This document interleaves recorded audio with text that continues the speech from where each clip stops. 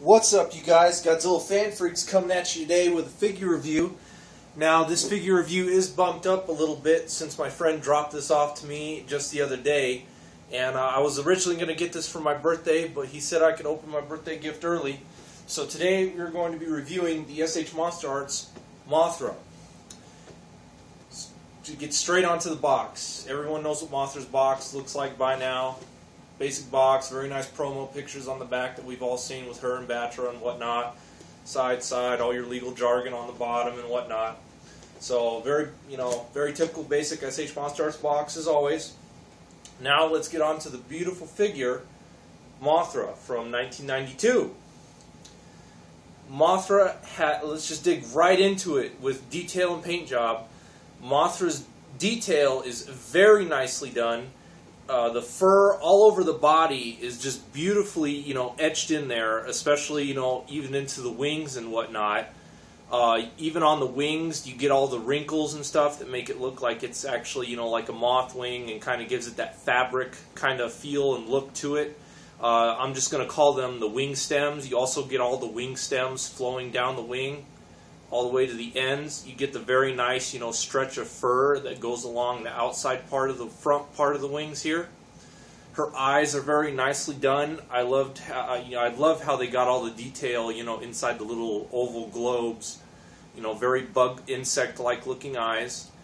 Antennas are very nicely done. The maw is very nicely done. Her abdomen or thorax, very nicely done. Paint job is just as equally as beautiful. Very nice whites, orange, blacks, and yellows. Just very nice all the way around. There are no complaints whatsoever with this figure. Her legs are almost kind of like a dirty white color.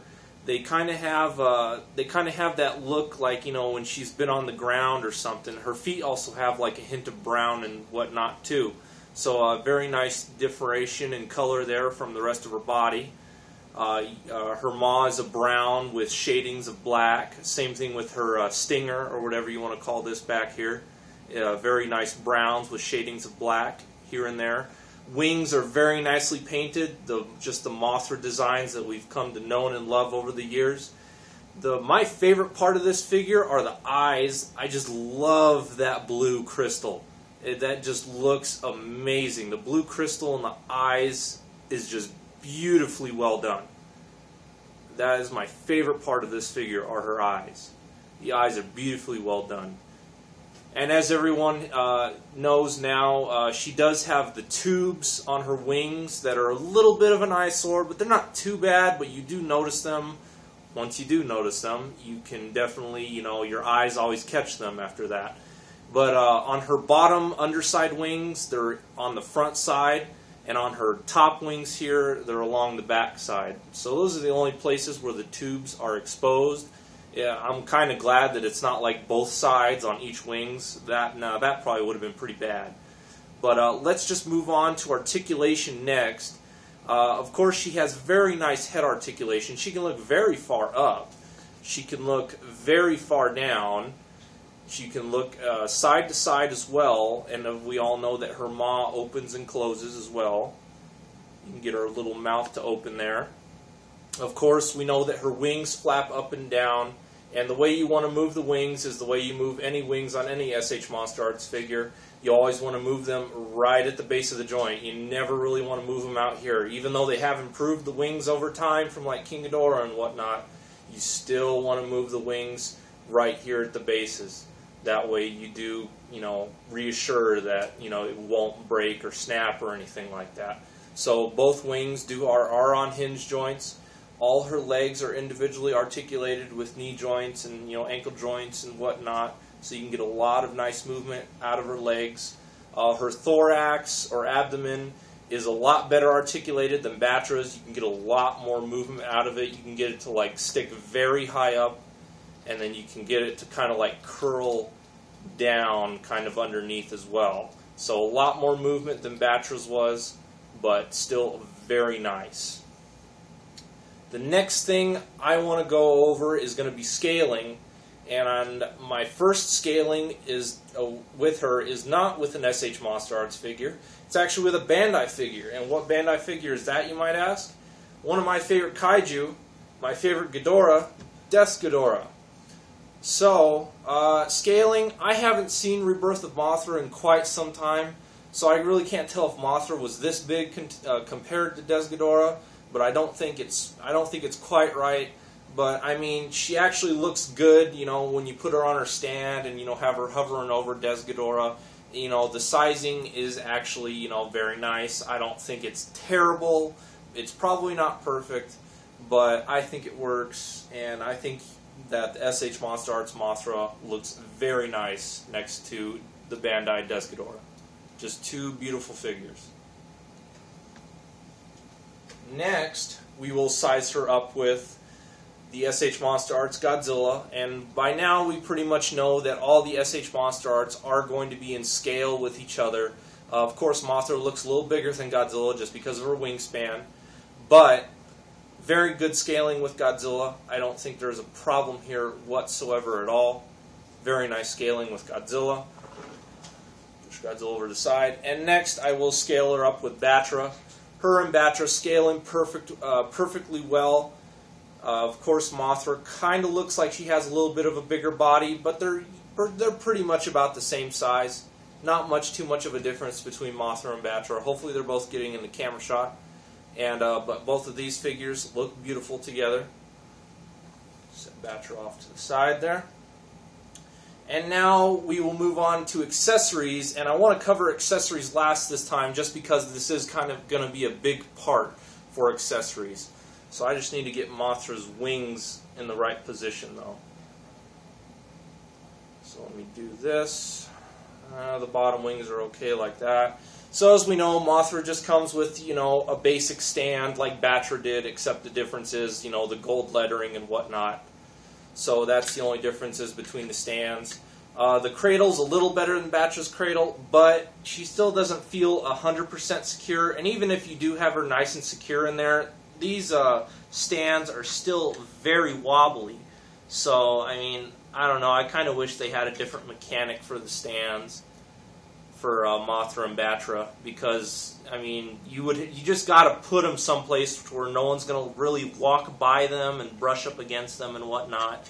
You just want to be very careful, because if these guys take a tumble off a desk, or you know, just anywhere you have it sitting on a shelf or a desk, you know, you take a chance of it tumbling, and these wings can just snap and crack, because the wings are made out of a fragile plastic, and I imagine if they hit just right on the ground, it's going to be like 52 pickup. So, but here's Mothra on her stand, and that's the only accessory she comes with. But then I'm going to go over, you can add accessories from other figures to work with her, and I haven't seen anyone else do this yet, so that's why I decided, hey, I'm going to set this up, and hopefully this works out pretty well. So I'm going to do Mothra first. Batra's going to come into the sequence here as well. Some might already be telling what I'm going to do. Some might not. I haven't seen anyone else do a review of Mothra and add this in to like say, hey, you can do this as an accessory for Mothra. So I'm kind of glad that I'm the first one to do it and set it up. So you take the stand that came with King Ghidorah. You take the stand from King Ghidorah for his effect parts. You kind of set that stand in front of Mothra, and then you take the gravity beam effect parts from King Ghidorah. And what you do, and it's really not as tricky as it is with King Ghidorah. You know, these were kind of a trick to you know, put in place on King Ghidorah and whatnot. But with these, you can get them in a way to where you can make them sit and balance on those lower wings of Mothra. You just got to get them just right, kind of like that. Get Godzilla a little front center there a little more.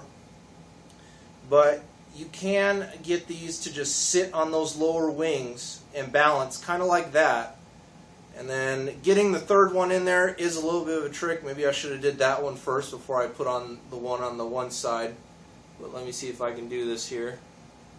Just got to be very careful and delicate, and of course you don't want to knock Mothra off her stand, and there goes that gravity beam. But that's okay, I can fix that one in just a little bit here. Just takes very patient and delicate hands. Oh, and there goes that gravity beam. Okay, work with me now. Work with me. You're not working with me, damn it. Oh, come on. Don't do this to me during a review. No! But I think you guys get the idea of what, I'm trying to do here. You can kind of just get that, effect of, when Mothra had, whatever the hell she was doing with her fairy dust coming down from her wings onto Godzilla and whatnot. I'm not even going to bother to try to put that one on. I don't want to screw it up anymore, and I don't want this review to lag on with just me fiddling with the effect parts and whatnot. But you guys get what I'm saying. And you can use all 3 gravity beams, and it looks really cool. I had it set up earlier, very nice. And then what you do is you just got to get Batra in his cradle. And once Batra's set in his cradle right there, for Batra, I guess you could use a stand and use the other gravity beam if you want to, and have one coming off of one wing. And then I also just ended up using Space Godzilla's Corona beam for Batra, just because Batra's kind of a little more violent and whatnot. So kind of just having the Corona beam kind of looks like it's coming off of that wing. And like I said, you can get another stand, Tamashi stand over in here, and just kind of get this gravity beam to just sit on the peg or whatever and come down from this wing, or kind of going across like that. You know what, actually I'm just going to set that on top of Batra's wing. That seems pretty, maybe not as simple as I thought. Okay, how about, that doesn't look that good. But you guys get my idea. Anyway, and so that's how you can use, effect parts from King Ghidorah to go with Mothra, and you can recreate that final scene where they're just raining down hell on Godzilla and beating the crap out of him. And I think this, if you set it up just right and you have everything perfect, this would look great inside a curio cabinet or on top of a shelf. This would just look like an awesome, diorama looking piece. I think this just looks great, especially if you get Godzilla in kind of like that pose and whatnot.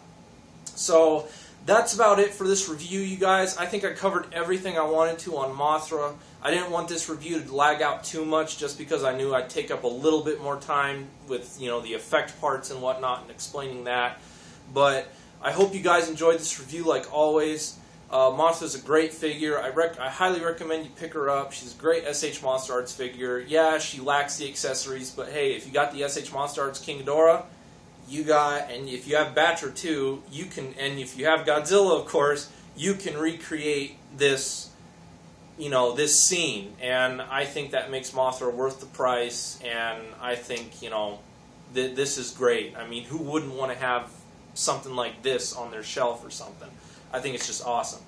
Anyway, you guys, we are Godzilla fan freaks. Like always, please comment, like, and subscribe, and we'll see you guys in the next video review. Thank you for watching.